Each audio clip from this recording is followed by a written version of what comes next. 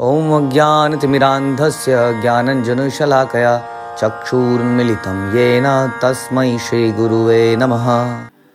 ॐ नमो भगवते वासुदेवाय। ॐ नमो भगवते वासुदेवाय।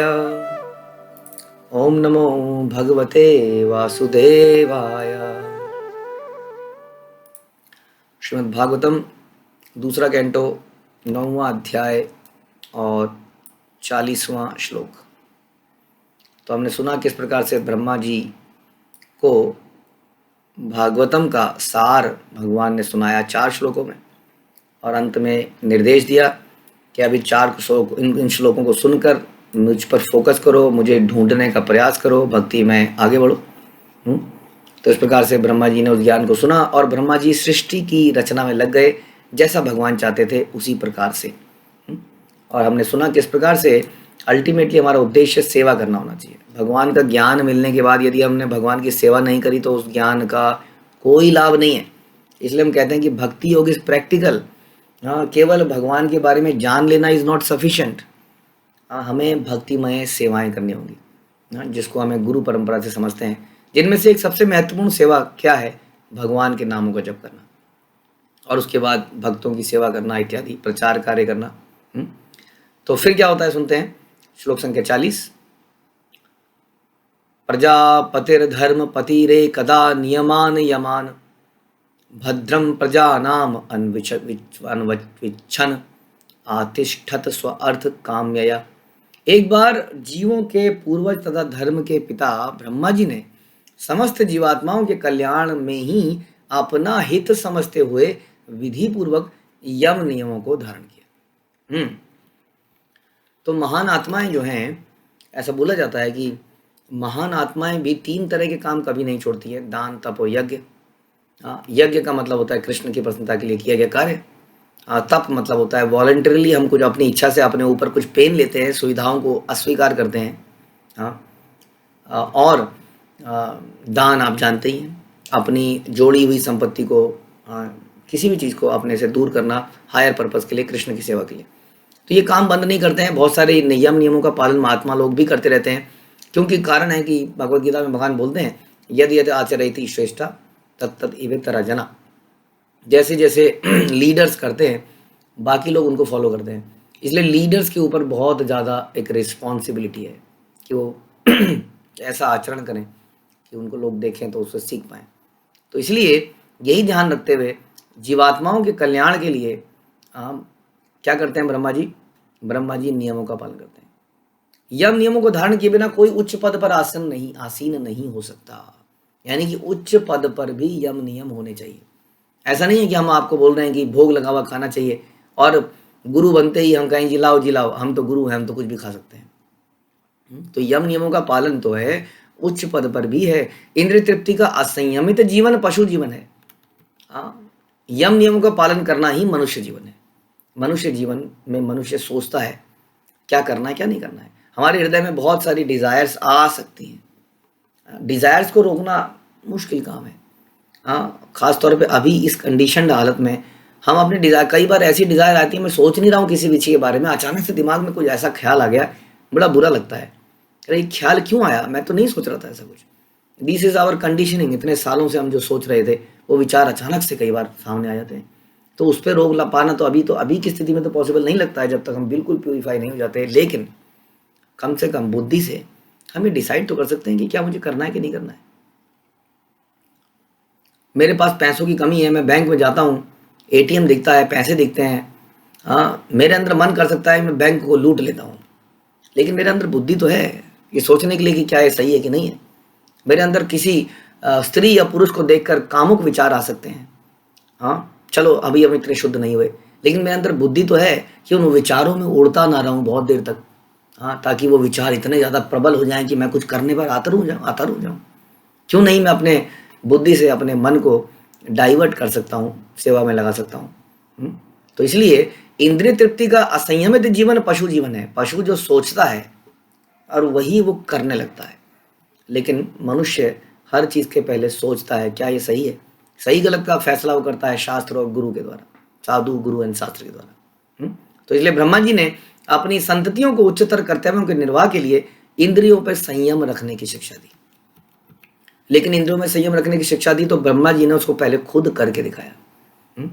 वे भगवान के दास के रूप में सभी का कल्याण चाह रहे थे कि हर व्यक्ति अपने आप को भगवान का दास समझ पाए, और जो अपने कुल तथा पीढ़ियों की कल्याण की कामना करता है उसे नैतिक धार्मिक जीवन बिताना होगा। धार्मिक जीवन, धर्म मतलब क्या? It is our duty. धर्म, ड्यूटी एज पर कृष्णा, क्या हमारी ड्यूटी है? एक शरीर की ड्यूटी हो सकती है और एक आत्मा की ड्यूटी हो सकती है, जिसको हम आध्यात्मिक ड्यूटीज कहते हैं। तो ये ड्यूटीज पूरा करना ही हमारा कर्तव्य है। ये हम बुद्धि से करते हैं, चाहे हमारे अंदर नेचुरली इसको करने की इच्छा होती हो या ना होती हो। हम अपने आप को उसमें इंडल्ज करते हैं, फोर्स करते हैं, और धीरे धीरे धीरे धीरे धीरे हमारे अंदर उसको करने की इच्छा ही पैदा हो जाती है। उच्चतम नैतिक जीवन है भगवत भक्त बनना, क्योंकि शुद्ध भक्त में भगवान के सभी गुण आ जाते हैं। इसके विपरीत जो भक्त नहीं है, वो संसार में कितना ही इंटेलिजेंट क्यों ना हो, एक्सपर्ट क्यों ना हो, उसके अंदर ऐसा बोल सकते हैं कि कोई भी गुण नहीं है वास्तव में, क्योंकि उसका गुण सारे समाप्त हो जाएंगे धीरे धीरे। अगर उसके अंदर कोई गुण भी है तो इंद्रिय तृप्ति के कारण, उसके रिएक्शंस के कारण, पापों के कारण उसके गुण समाप्त हो जाएंगे। हाँ, जैसे हम सुनते हैं कि अजामिल गुणवान व्यक्ति था, ब्राह्मण था, अपने पिता के साथ रहता था, सारा कुछ करता था, लेकिन गलत काम करने की वजह से, गलत दृश्य देखने की वजह से उसके सारे गुण धीरे धीरे समाप्त हो गए। वही ब्राह्मण जो यज्ञ करता था, वो चोर डकैत बन गया, वैश्या को घर में ले आया। तो जो व्यक्ति भक्त नहीं है, उसके गुण को बचाना बड़ा मुश्किल है। ब्रह्मा तथा उनकी शिष्य परंपरा में अनेक व्यक्ति जो भगवान के शुद्ध भक्त हैं, जब तक स्वयं वैसा आचरण नहीं करते तब तक अपने आश्रितों को कैसे उपदेश देंगे? इसलिए उपदेश देने के लिए, यदि आप भगवत गीता को उपदेश दे रहे हैं, यदि आप भागवतम का उपदेश दे रहे हैं, तो ये मैंडेटरी है कि आप कृष्ण के भक्त हों। अदरवाइज कैसे आप बोल सकते हैं इन दो ग्रंथों के बारे में, खास तौर पर जो कृष्ण को भगवान ही स्थापित करते हैं, और आप खुद ही भक्त नहीं है। आपका आचरण में वो दिखता ही नहीं है। आप खुद ही माला नाम का जप नहीं करते हैं, आप खुद ही नियमों का पालन नहीं करते हैं, आप खुद ही प्रजल्प करते हैं, खुद ही बुराई करते हैं और दूसरों को सिखाते हैं बुराई नहीं करनी है। इसलिए अपने आचरण में हमें लाना पड़ेगा। खास तौर पर हम सब लोग, प्रभुपाद अभी बोलेंगे, परपट में बोलते हैं कि हम सब लोग जो आज शिष्य हैं वो कल गुरु बनेंगे। इसलिए हमें अपना आचरण हर किसी को, क्योंकि चैतन्य महाप्रभु का ये आदेश है कि हर किसी को गुरु बनना है। मार आज्ञा, वो कहते हैं मेरी आज्ञा है, गुरु है तार यही देश, कि हम सबको गुरु बनना है। गुरु बनने का क्या मतलब है? सिंपल, हमें भक्त बनना है, हमें अपना आचरण शुद्ध करना है, हमें नियमों का पालन करना है। सामने वाला अपने आप सब सीख जाएगा, बहुत ज़्यादा सिखाने की जरूरत पड़ती नहीं है। हम जब अपने आचरण से चीज़ें करते हैं तो सामने वाला अपने आप सीख जाता है। तम नारदा प्रियतमो रिक्था दानम अनुव्रत शुश्रूषमाण शीलेन प्रशयेण दमेन च। ब्रह्मा के उत्तराधिकारी पुत्रों में सर्वाधिक प्रिय नारद अपने पिता की सेवा के लिए सदैव तत्पर रहते हैं और अपने पिता के उपदेशों का अत्यंत संयम, विनय तथा सौम्यता से पालन करते हैं। तो ब्रह्मा के उत्तराधिकारी पुत्रों, बहुत सारे ब्रह्मा जी के पुत्र हुए, उनमें से सबसे प्रिय हुए नारद मुनि। एक पिता के मल्टीपल बच्चे हो सकते हैं, लेकिन सबको वो बराबर प्यार करे, इट इज़ नॉट पॉसिबल। वो सबकी केयर करे, ये तो ज़रूरी है। चाहे कोई बच्चा कितना ही बदतमीज़ क्यों ना हो, पिता उसकी केयर फिर भी करता ही है, लेकिन सबसे बराबर प्यार करे ये ज़रूरी नहीं है। जो पिता का जितना आज्ञाकारी होता है, जनरली उसी से उतना प्यार हो जाता है। तो यहाँ बता रहे हैं ब्रह्मा जी के उत्तराधिकारी पुत्रों में सर्वाधिक प्रिय नारद अपने पिता की सेवा के लिए तत्पर रहते थे और अपने पिता के उपदेशों का अत्यंत संयम, विनय और सौम्यता से पालन करते हैं। तो नारद मुनि की विशेषता क्या रही कि वो पिताजी ब्रह्मा जी, क्योंकि ब्रह्मा जी उनके गुरु भी हैं, वास्तव में ब्रह्मा जी से ही नारद मुनि को गुरु ज्ञान मिला, लेकिन ये बड़े प्रिय गुरु बने, शिष्य बने, क्योंकि ये उनके उपदेशों को बड़ा गहराई से लेते थे। जो हम गुरु वंदना पढ़ते हैं उसमें बोलते हैं गुरु मुख पद्म वाक्या चित्ते ते करिए क्या, आर न करे कोई आशा, कि एक ही आशा है, एक ही अभिलाषा है कि गुरु के वचनों को हम पूरा कर पाएँ। इस प्रकार की हम प्रार्थना करते हैं कि उनके वचनों को हम हृदय में रख पाएँ, उनको एज इट इज़ कर पाएँ। तो नारद मुनि ने ऐसा किया और इसके कारण, और कैसे किया? बड़ी विनम्रता और बड़ी सौम्यता से किया। उनके अंदर विनम्रता है, क्योंकि वो एक महान भक्त है, इसलिए वो बड़े प्रिय बने ब्रह्मा जी के। फिर क्या बताते हैं? मायाम विविदिशम विष्णु माया ईश्यस्य महामुनि महाभागवत राजन पितरम पर्यतोषयत। हे राजन, नारद ने अपने पिता को अत्यधिक प्रसन्न कर लिया और समस्त शक्तियों के स्वामी विष्णु की शक्तियों के विषय में जानने की इच्छा प्रकट करी। दिस इज कॉल्ड तद विधि पणिपातेन परिप्रश्नेन सेवया। भगवद गीता में कहते हैं कि जब हम किसी साधु के पास जाएं, किसी सेल्फ रियलाइज व्यक्ति के पास जाएं, गुरु के पास जाएं, तो हमें उनको प्रसन्न करने का प्रयास करना चाहिए। हाँ, इसलिए नहीं कि वो हमारे सर पे हाथ रख दें, जा बच्चा, हाँ तेरे को अच्छा मिले बच्चा, और इस प्रकार के आशीर्वाद, भौतिक आशीर्वाद मिलने के लिए नहीं, वरन उनसे आध्यात्मिक प्रश्न पूछने के लिए, एनलाइटनमेंट के लिए, नॉलेज के लिए, ज्ञान के लिए, ताकि हम भक्त बन पाएँ। तो इसलिए नारद जी ने बड़े अच्छे से उनको, अपने पिताजी को यानी कि ब्रह्मा जी को प्रसन्न किया और बदले में उन्होंने विष्णु की बारे में जानने की इच्छा प्रकट करी, क्योंकि नारद समस्त ऋषियों और समस्त भक्तों में सर्वोपरि हैं। सर्वोपरि भक्त का यही लक्षण है कि वो भगवान के विषय में हमेशा जानना चाहता है, क्योंकि उसको भगवान से अटैचमेंट है। जिससे हमें अटैचमेंट होती है उसके बारे में हम और जानना चाहते हैं, और जानना चाहते हैं। इसीलिए तो इतनी मैगजीन आती हैं, स्टार डस्ट, फिल्म फेयर, इस एक्टर ने आज छींक दिया, इस एक्टर की शादी टूट गई या टूटने वाली है, ऐसा खबर है, अच्छा खबर है, तुम्हें पता है उसकी शादी टूटने वाली है। लोगों की चर्चाएं हैं, फिल्म के ऊपर, एक्ट्रेस के ऊपर एडवर्टीजमेंट्स हैं, मतलब फिल्म, मतलब पेज 3 है, न जाने क्या क्या है, और लोग उनको जानना चाहते हैं। लेकिन ये अटैचमेंट हमें नरक की तरफ लेके जा रही है। और यही अटैचमेंट जब हमें भगवान की तरफ होगी तो हम जानना चाहेंगे, अच्छा भगवान ने द्वारका में कौन कौन सी लीला करी थी, अच्छा वृंदावन में कौन सी लीला करी, गोलोक में कौन सी करी, वृंदावन में कितने वन हैं, हाँ भगवान ने कितने असुरों को मारा, इत्यादि इत्यादि इत्यादि। बहुत प्रश्न। तो देव ऋषि नारद उनमें से हैं जिनको भगवान से इतने अटैचमेंट से जानना चाहते हैं। हमेशा आपने देखा होगा संसार में भी नारद मुनि हमेशा भटकते रहते हैं, हमेशा उनका कीर्तन चलता रहता है, उनके हाथ में हमेशा उनकी वीणा रहती है जिसमें वो हरि का नाम हमेशा लेते रहते हैं। तो ब्रह्मांड के समस्त जीवों के श्रेष्ठ होने के कारण ब्रह्मा अनेक विख्यात पुत्रों के जनक हैं। दक्ष है, नारद है, सनक आदि हैं। हाँ, वेदों द्वारा प्रचारित मानव ज्ञान को 3 भागों में बांटा जाता है। कौन कौन से 3 भाग? ज्ञान को कर्म कांड में, ज्ञान कांड में और उपासना कांड में। तो इनमें से देवर्षि नारद ने उपासना कांड अपने पिता से लिया। तो नारद पंचरात्र एक पुस्तक भी है जिसमें नारद जी पूरी डिटेलिंग करते हैं कि कैसे विग्रहों की सेवा करनी है, जो आज की डेट में हम लोग करते हैं। तो उपासना कांड का शिक्षा इन्होंने अपने पिता से लिया। और दक्ष ने क्या लिया? कर्म कांड, क्योंकि दक्ष हमेशा इन्हीं चीज़ों में लगा रहता है, हम शास्त्रों में पढ़ते भी हैं कई बार उनकी कथाएं। और सनक इत्यादि ने, सनक जो सनत कुमार हैं, 4 बेटे हैं ब्रह्मा जी के, जो हमेशा ब्रह्मचारी ही रहे, इन्होंने ज्ञान कांड को उत्तराधिकार में प्राप्त किया। किंतु इनमें से सब में से नारद मुनि उनके सदाचार के कारण, उनके आज्ञा पालनता के कारण, उनके विनयशीलता के कारण अपने पिता के बड़े प्रिय पुत्र बन गए। इसलिए उनको सबसे महत्वपूर्ण वस्तु मिली, विच इज भक्ति, कृष्ण की भक्ति।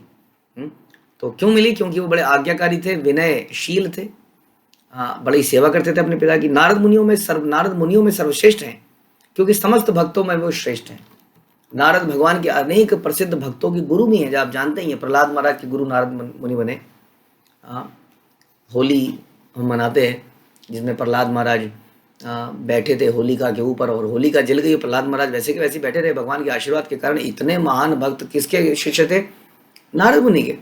ध्रुव महाराज जिन्होंने 6 महीने के अंदर इतनी कठोर तपस्या करी कि भगवान उनके सामने प्रकट हो गए, सारे संसार में वायु समाप्त हो गई, क्योंकि ध्रुव महाराज ने अपनी सांस रोक लिया।